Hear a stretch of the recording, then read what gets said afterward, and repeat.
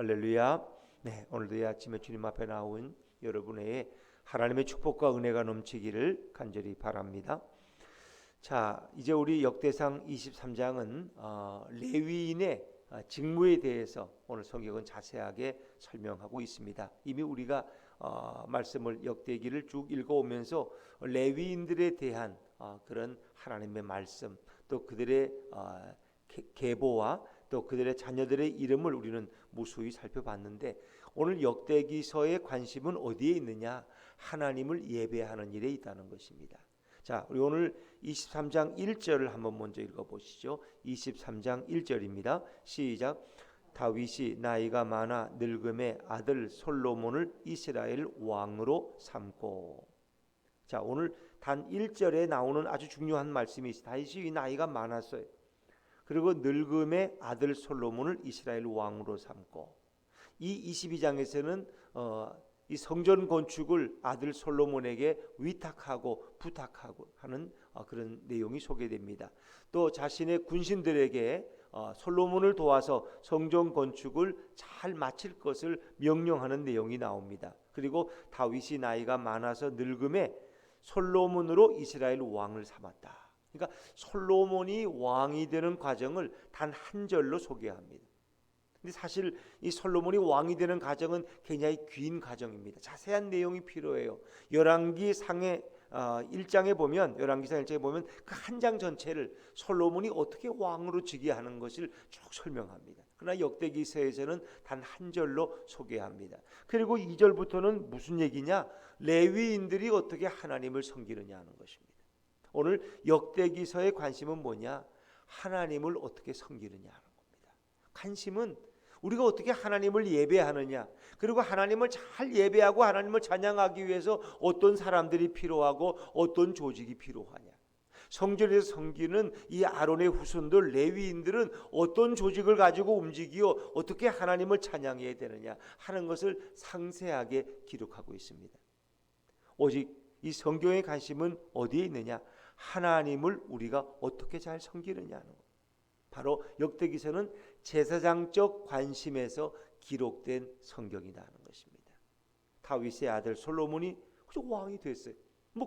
이제 자세한 얘기는 없어요. 거기에 사실 이스라엘의 왕이 다윗 이후에 솔로몬이 되는 과정은 순탄치가 않습니다. 거기에는 아도니아라는 사람이 자기가 왕이 되려고도 하고, 이런 자식들 간에도 갈등이 일어나고, 신하들 간에도 이렇게 서로 불화가 일어납니다. 그러나 그런 과정들은 다 생략합니다. 그냥 솔로몬이 늙은 다윗을 대신해서 이스라엘 왕이 되었다. 그리고 나서 이제 레위인들을 다 모아놓고 그들을 조직하고 그들의 할 일들을 다윗은 다시 한번 명령하고 있습니다. 자, 우리 오늘 2절, 3절, 4절 말씀까지 2절, 3절, 4절을 다시 한번 읽어봅니다. 시작. 이스라엘 모든 방백과 제사장과 레위 사람을 모았더라. 레위 사람은 30세 이상으로 계소하니 모든 남자의 수가 38,000명인데 그 중에 24,000명은 여호와의 성전의 일을 보살피는 자요 6,000명은 관원과 재판관이요. 5절을 제가 읽으면 4,000명은 문지기요 4,000명은 그가 여호와께 찬송을 드리기 위하여 만든 악기로 찬송하는 자들이라. 이 38,000명의 레위인들 30세 이상으로 계시된 자들을 다 이렇게 일을 직분을 맡깁니다.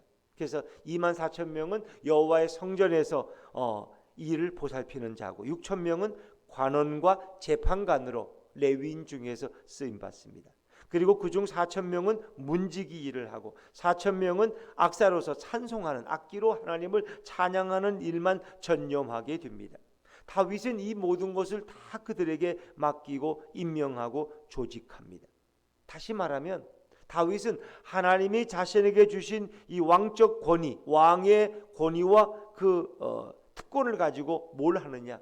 자기의 왕권을 강화하든가 자신의 이익을 극대화하는 일에 사용하지 않고 오직 하나님 앞에 어떻게 예배할 것이냐, 어떻게 예배할 것이냐, 그것을 위해서 이 레위인들의 조직화하는 일에 자신의 왕권을 사용합니다. 그래서 오늘 성경은 24장 3장 전체가 레위인들이 어떻게 섬길 것이냐, 그래서 하나님을 어떻게 예배할 것이냐 하는 것입니다. 다윗의 관심은 오직 하나님께만 있었다는 것입니다.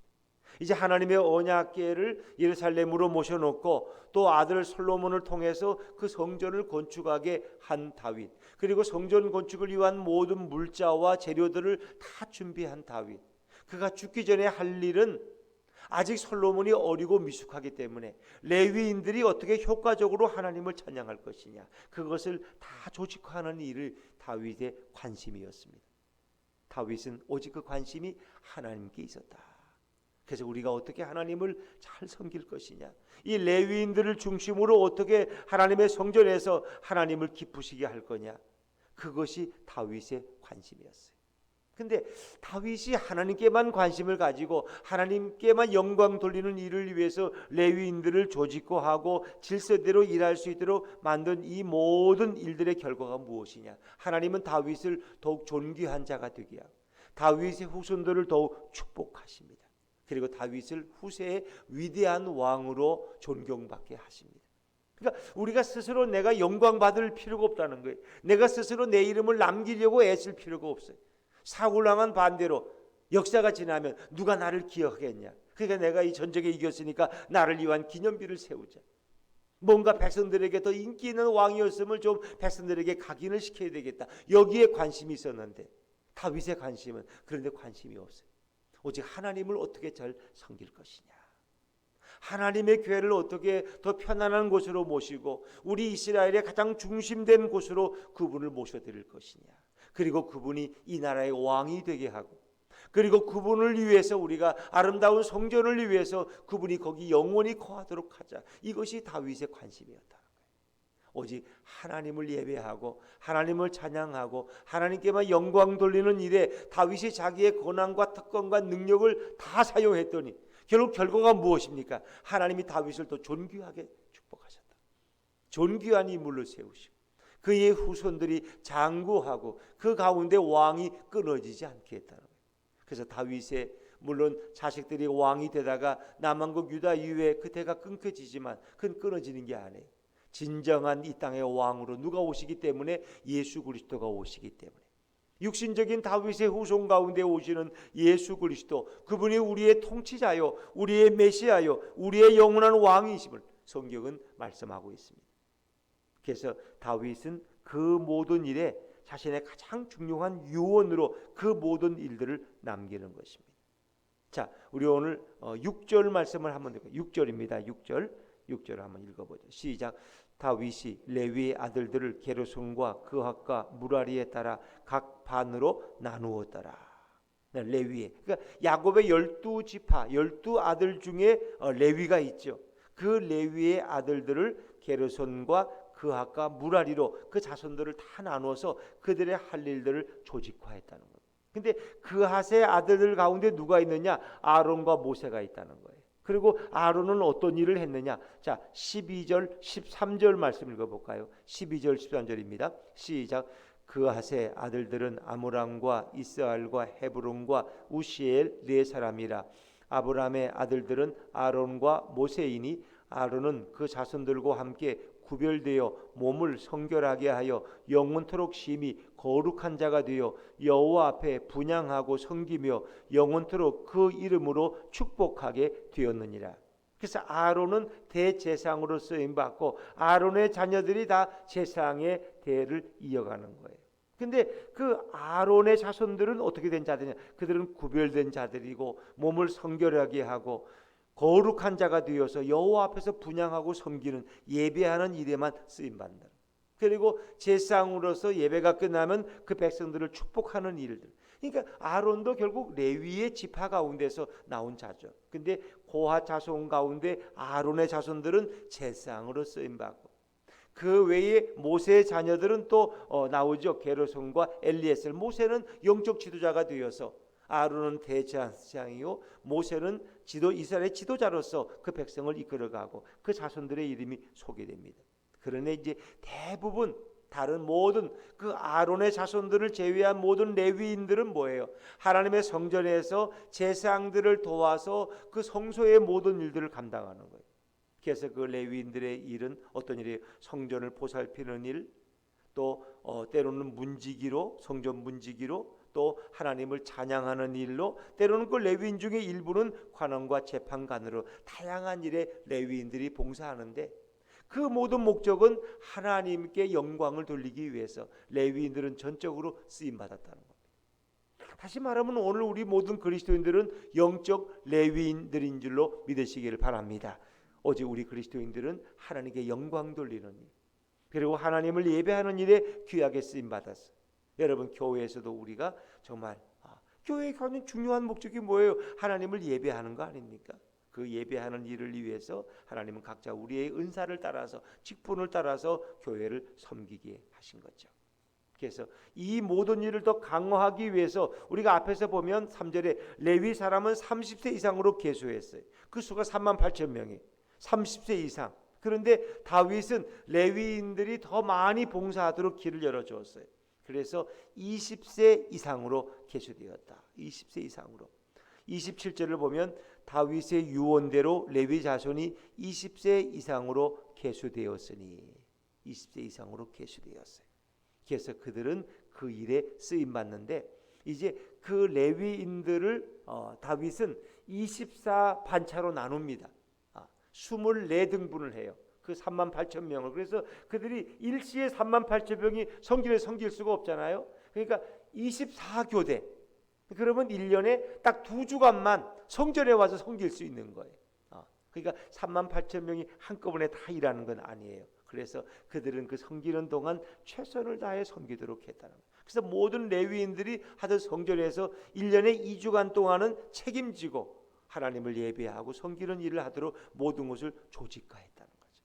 그들은 그들에게 주어진 기회에 최선을 다해야 되고 정말 주님께 영광을 돌려야 되는 거예요. 근데 그 나이를 20세 이상으로 낮추었다는 거죠. 자, 우리 24절부터 레위인들의 사역을 또 성경은 반복해 설명하는데 한번 우리 쭉 읽어보죠. 24절입니다. 24절 시작. 이는 다 레위 자손이니 그 조상의 가문을 따라 계수된 이름이 기록되고 여호와의 성전에서 섬기는 일을 하는 20세 이상 된 우두머리들이라. 그리고 25절입니다. 25절 시작. 다윗이 이르기를 이스라엘 하나님 여호와께서 평강을 그의 백성에게 주시고 예루살렘에 영원히 거하시나니. 왜냐하면 이제 예루살렘 성전에 이렇게 성전을 짓고 우리 하나님의 교회를 거기에 모시면 더 이상 이사할 필요가 없어요. 더 이상 하나님의 교회를 메고 옮길 필요가 없어요. 그래서 이제는 우리 여호와께서는, 하나님께서는 예루살렘에 영원히 거하시는 거예요. 영원히 거기에 임재해 계신다. 모든 레위인들이 돌아가면서 하나님을 예배하고 찬양할 때 바로 하나님은 그 백성에게 평강을 주시고 예루살렘에 영원히 임재하신다. 그 얘기는 바꿔 말하면 우리가 오늘도 예수님을 우리 인생의 주인으로 모시고 그분께 영광을 돌리고 그분만을 찬양할 때 그분은 영원히 우리의 심령과 우리의 가정에, 우리의 사업의 장에 날마다 영원히 임재하실 줄로 믿습니다. 한번 오신 그분은 결코 떠나가지 아니하신다는 거예요.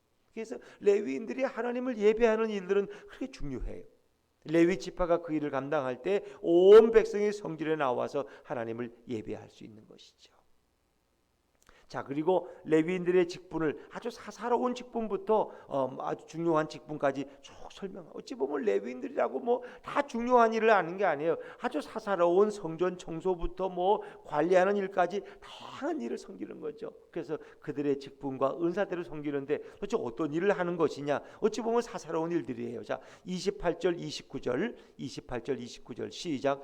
그 직분은 아론의 자손을 도와 여호와의 성전과 뜰과 골방에서 섬기고 또 모든 성물을 정결하게 하는 일, 곧 하나님의 성전에서 섬기는 일과 또 진설병과 고운 가루의 소재물, 곧 무교 전병이나 과자를 굽는 것이나 반죽하는 것이나 또 모든 저울과 자를 맡고.